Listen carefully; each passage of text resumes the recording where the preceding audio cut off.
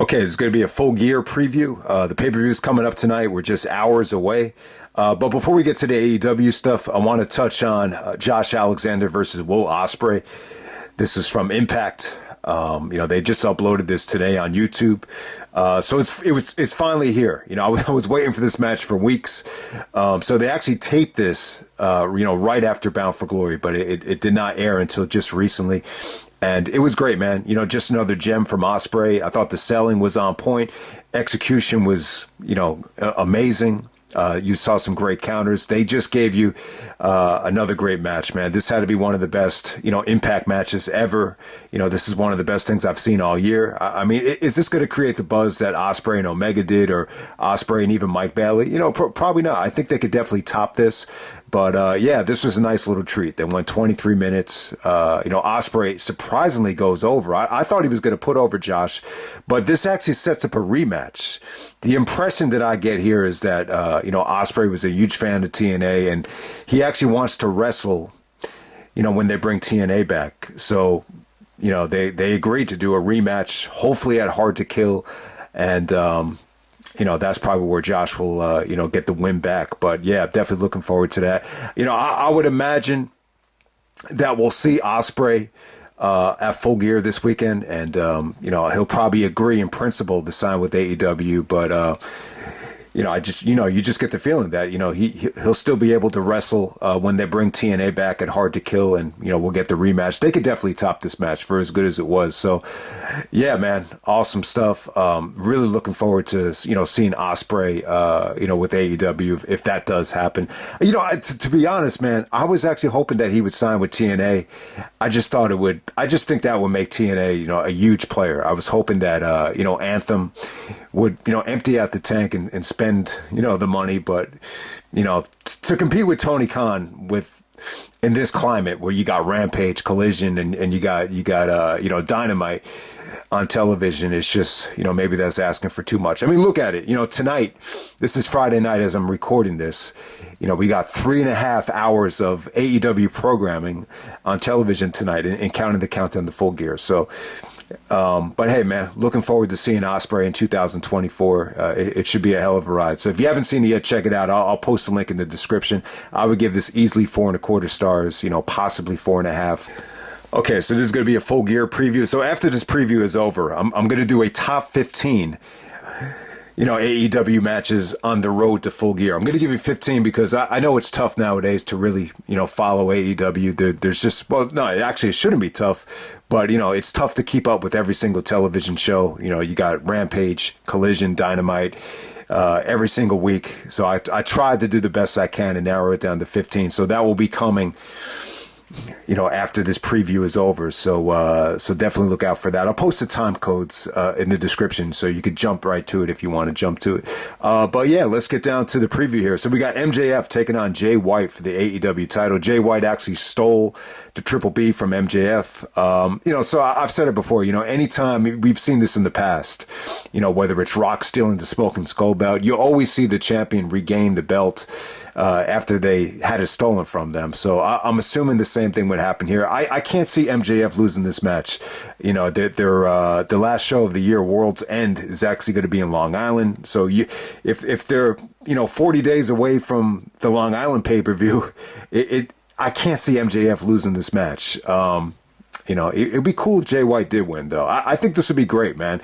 It's great to have Jay White part of the roster. He's one of these guys from New Japan that he has been in a ton of quality IWGP Championship matches. So it's an honor to have him with the company. It's great, especially if you're going to get Ospreay joining the fold. So definitely looking forward to this match. I could see people saying that it doesn't have that much of an appeal to it. I think MJF calling Jay White tofu, maybe that devalues the main event somewhat. But yeah, man, it's hard to predict here because there's so much of a storyline with the roster not trusting MJF, and you got guys attacking MJF, and you got Guys dressing up like the devil, and plus you have the whole Adam Cole, Roderick Strong storyline. I really think it would be cool as hell if Roderick Strong ends up being the devil. I think that would make a lot of sense. It kind of reminds me of Kurt Angle, when he was the SmackDown GM selling the injury, and then when he was El Luchador in The Mask, that's what kind of put an end to the selling of the injury. I could see the same thing happening, even if it's Cole, because Cole's selling the injury too. So I don't know. I don't know who the devil's going to be. You had the Acclaimed actually got taken out. You got MJF actually, in communication with Samoa Joe. You got Brian Cage breathing down his neck. It seems like he's, a lot of guys are after him. Even Garcia, challenged him for the belt. So I think this should be really interesting. I would not expect a clean finish here. I just think this is a situation where you could get a really, over the top book finish. But hey, man, MJF has been delivering in the ring. This is a huge match for Jay White, especially I just get the feeling like if you haven't been watching New Japan over the last couple of years, maybe he does have a lot to prove, to the casual fan or the fan that's not willing to spend the dough on New Japan World. So a lot is at stake. I think it should be a great main event. It should definitely be interesting, man. On the pre-show, you're going to get MJF actually taking on the Guns for the ROH World title. The storyline here was if MJF lets Joe tag with him, then Joe was going to get a title shot down the road. So I don't know, man. If you're going to have Cole turn on MJF, this would make the most sense to have MJF thinking he could do it alone, and then Cole gets pissed off and retaliates and costs MJF the title in the main event. That's a possibility. So, but yeah, MJF is you're getting a lot of MJF on this show. Hikaru Shida taking on Timeless. Toni Storm for the AEW Women's Championship. So, yeah, I would expect Toni Storm to win. I think the gimmick is hot. I think she really kind of found something here. It's a nice step away from the Toxic Attraction stuff, which I thought really brought the shows down, back in the springtime. But yeah, this feels like another situation where Sheeta's just holding the belt for someone until they got hot. She dropped it to Britt Baker. She dropped it to Saraya in her hometown, and she'll probably drop it here to Timeless Toni Storm. Toni Storm has been great, man. I mean, the character's been really interesting. But, in terms of the actual match, it should be interesting to see if this is a little bit watered down, because anytime someone kind of morphs into an over-the-top gimmick, you would just expect the match quality to be a little bit different. She is an awesome wrestler. She definitely can go, but I don't know if you would really expect a lot, from a wrestling standpoint in this particular match. All right, here we go. I thought we were going to get Edge and Christian on this show in the main event. Edge is kind of taking the approach that Brett took when Owen turned on him. Like, he didn't want to wrestle his brother, and even said he doesn't want to wrestle Christian. He doesn't want to take the TNT title away from him. It's a shame, because I think Edge and Christian can make a lot of money wrestling in the main event of a pay-per-view, because that's a feud that really hasn't been fully explored. So you got Sting, Darby Allin, and Adam Copeland, better known as Edge, with Ric Flair. It was great to see Flair come back. It was awesome, man. Even Flair's facial reactions to Christian's promo, I just loved it. And then you got Christian, Luchasaurus, and Nick Wayne. I mean, this wasn't the match I was hoping for, but this should be a great experience for Nick Wayne. I mean, it really should. I mean, I'm not crazy about the 6-man tag aspect of it. It seems like more than anything, it's just a way to get you excited for Sting's farewell for Revolution. And I don't know, maybe they just kind of move away from the Edge and Christian stuff here, and they put more of the focus on, possibly, Edge taking on Sting for Sting's retirement match. But, we're going to get Orange Cassidy taking on Jon Moxley, the rematch for the International Championship. This should be good, man. When this was announced to main event All Out, I had, pretty low expectations. And I just think a lot of people kind of passed on that show. But surprisingly, they over-delivered. And apparently the match was awesome. So definitely looking forward to the rematch. Cassidy wants to prove that he could beat Moxley this time. And he finds himself champion again because of all the injuries that took place at Grand Slam with, Moxley getting a concussion. So, yeah, it's cool that you're going to get a rematch here with Cassidy being the champion, once again. It's interesting how this kind of, came back, to that scenario. So, I'm definitely looking forward to that. You're going to get Adam Page taking on Swerve Strickland. Texas Death Match. This should be great, man. Hangman had an awesome Texas Death Match with Moxley, going back to Revolution. He delivers, man. Even the go home promo on Dynamite, once again, he knocked it out of the park. I thought him and Swerve arguably had the match of the night at Wrestle Dream. So this should be another, war. I think Swerve has been on a tear, this whole month as well. So this should be another great match right here. I would expect Hangman to go over here. Swerve went over at the previous pay-per-view, and, Hangman's going to be out for revenge here. So I would expect Adam Page to get a big victory here. Next up, we're going to get the Golden Jets, Kenny Omega and Chris Jericho. Winnipeg's hockey team is the Winnipeg Jets, so it definitely makes sense that they call themselves the Jets, taking on the Young Bucks. So, this should be pretty damn good, man. It's funny. This is one of the rare instances where, Jericho is the weak link. I would definitely say it's gonna feel like he's the weak link in this match because of his age and everything. And you know what Kenny Omega and the Young Bucks can do when they face each other. I mean, they had the match of the year at Revolution 2020, and then Jericho. Some people actually argued that Jericho and Sammy, had the match of the night against the Bucks at Revolution 2021 when they opened up that show. So, 2 consecutive years in a row, the Bucks took on Omega and then Jericho at Revolution. Now they're taking on both of them together. I like it, man. I think it's really good. So if the Golden Jets win, they will get the Young Bucks AEW World Tag Team Championship opportunity. But if the Young Bucks win, the Golden Jets must disband as a team. Yeah, so I would definitely expect the Bucks to win this match. I can't see Omega and Jericho, tagging up for that long. If anything, I'd like to see Omega and Jericho mix it up down the road. So yeah, I think the Bucks will take that thing, and it should be an awesome match, man. Next, we're going to get Chris Statlander taking on Julia Hart and Sky Blue. Sky Blue and Chris Statlander have been showing a lot of animosity towards each other, so it should be good. I would expect Chris Statlander to easily retain. This is a huge match for Sky Blue. I mean, I've been kind of nonchalant on her over the last couple of months, but it's great that she's really finally made it onto a pay-per-view in a big money match right here. So I thought Statlander and Julia Hart clicked really well at the last pay-per-view. So you mix it in with Sky Blue. This should be the better, I think, of the two women's championship matches. I just think with the Shida match, I just don't know if that's going to really get the green light to deliver in the ring. And then we have a 4-way match for the AEW World Tag Team Championship. You get Ricky Starks and Big Bill taking out Rush and Dry Listico, FTR, and the Kings of Black. So lots of good talent here.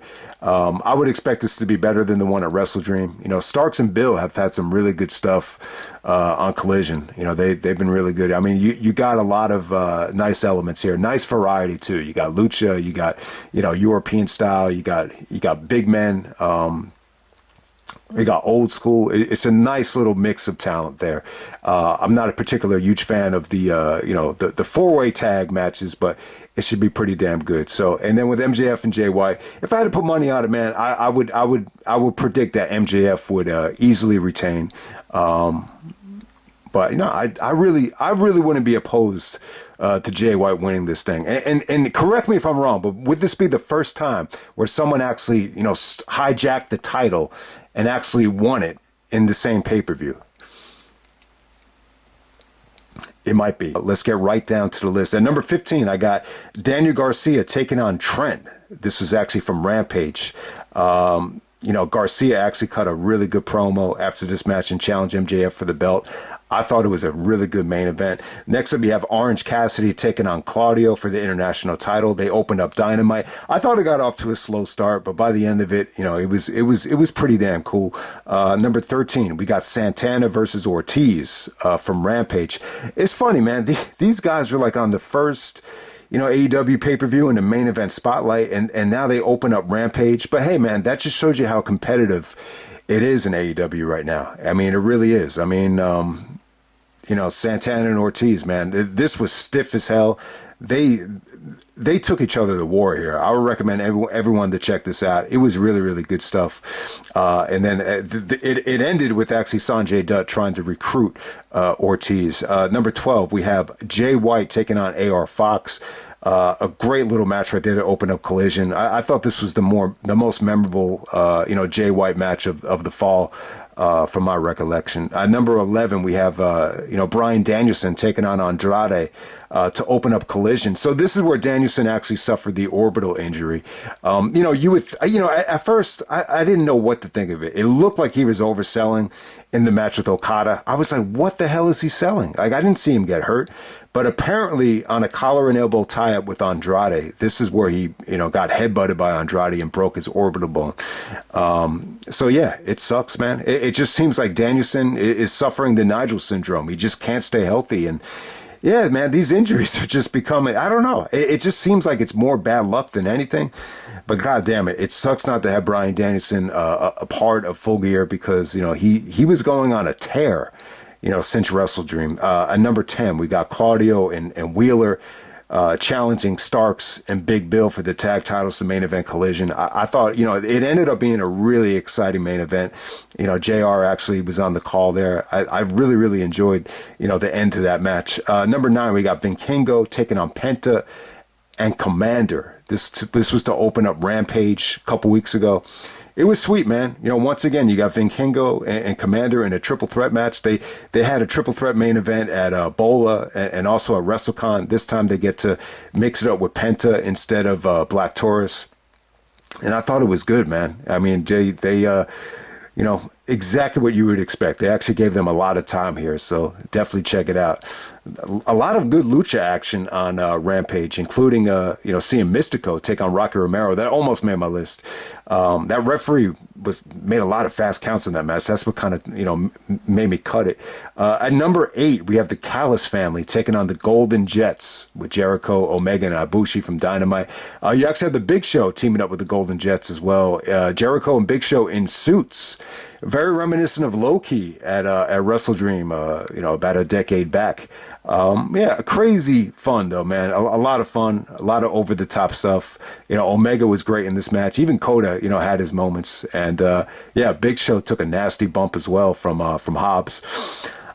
This didn't make the list, but I want to say I thought the Hobbs Jericho stuff was really good. One of the best squash matches we've seen in quite some time. You almost get the feeling like Cena and Solo Sikoa. I felt like their match was kind of inspired by the Jericho and Hobbs stuff. But yeah, let's move on to number 7. We got Bryan Danielson taking on Kyle Fletcher from Collision. Fletcher was awesome, man. Since the injury to Mark Davis, he's really getting a chance to shine. And his submission work was great in that match. Danielson actually wins with the Zack Sabre Jr. European clutch to counter Fletcher's submission work, and it was an awesome finish, man. And Don Callis has recruited Kyle Fletcher. The match that he had with Takeshita, where it looked like Hobbs and everybody was going to gang up on Fletcher, and then Fletcher got pissed off and retaliated with the chair, and then Callis actually loved it. Like he said, we want that aggressiveness. So yeah, Kyle Fletcher, I think he's really found a nice little niche for himself. So definitely check out some of his work. Number 6, we got Swerve taking on Penta. This is from Dynamite. Awesome stuff between them. Lots of intricate selling from Penta with the arm.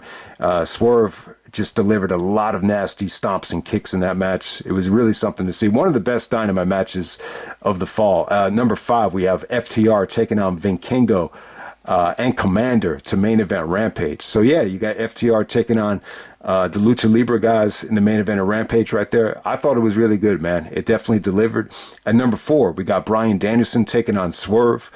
This was to open up Title Tuesday. They should have called it Testicle Tuesday. Yeah, I know the Title Tuesday was a little bit disappointing because of, the NXT stuff and them losing the ratings. But, Bryan and Swerve was awesome, man. And, to me, like that was by far the best match on that show. Number 3, we have Kenny Omega taking on Kyle Fletcher from Dynamite. Another awesome spectacle of a match. Just great athleticism from, both Omega and Fletcher. Kenny Omega goes over, but victory in defeat for Kyle Fletcher once again. At number 2, we got Bryan Danielson taking on Christian Cage to main event Collision. Great stuff, man. You know, Christian and Danielson. This isn't the first time they wrestled together. When I searched for this match, they actually had a match on SmackDown. A little over 10 years ago. But yeah, this was good, man. Brian and Christian, I thought it over delivered, man. You know, the spear into the kill switch, and Danielson kicks out of it, man. One of the best near falls of the year. The ending's a little bit crappy with Ricky Starks getting involved, but yeah, I mean, Brian and Christian was really, really good stuff. And number one, we got MJF taking on Kenny Omega. This was to main event Collision. This is for the AEW World Title. I don't even think MJF actually came out with the AEW title because Jay White actually has it. But yeah, MJF and Omega, borderline classic, exceeded my expectations. Just incredible stuff. Really, really, it blew my mind. I can't believe how many chances they took in that match. But yeah, MJF delivered, man. It was great stuff. I didn't even realize that MJF and Omega had that kind of history, and they even showed the history going back 7-8 years ago when they first met. So yeah, it kind of leads me to believe that MJF's title reign might be coming to an end, because you would think they would have saved this for a big time pay-per-view if MJF was going to have a long ass reign going into 2024. But I think it would be really cool if MJF goes to WWE. I think his run in AEW has been great, but I think there comes a time where maybe it's kind of reached its peak. And, I just think it'd be good for the industry if he goes to WWE. I think it'd be cool, and it'll open the door up for, more competitive wrestling, I think, in AEW. But at the same time, man, MJF has been great. The babyface turn has worked really well. I think the fact that he's actually, has lost the belt and Jay White has hijacked it, I think sometimes you do that because, you want to, maybe you're a little bit cautious about the fans turning on MJF, but it's been pretty damn good. I've been pleasantly surprised with how well it's worked as a face, and you got to credit Adam Cole. I think Cole did a phenomenal job of prepping up MJF for this run. So I'll just leave it right there. That's Full Gear coming up later on tonight. Let me know what you guys are excited about. Let me know if I missed anything, and I'm out.